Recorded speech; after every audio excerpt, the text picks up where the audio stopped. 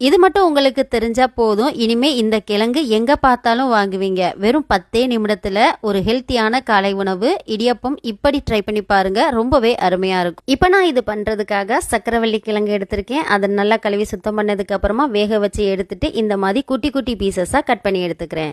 இது எல்லாத்தையுமே ஒரு மிக்ஸர் ஜாருக்கு மாத்திட்டு தண்ணி எதுவும் ஊத்தாம இந்த மாதிரி பல்ஸ் மோட்ல வச்சு நல்லா நைஸா அரைச்சி எடுத்துக்கிட்டேன். ஒரு கப் அளவு அரிசி மாவு, தேவையான அளவு உப்பு சேர்த்து நல்லா கலந்து விட்டுருங்க.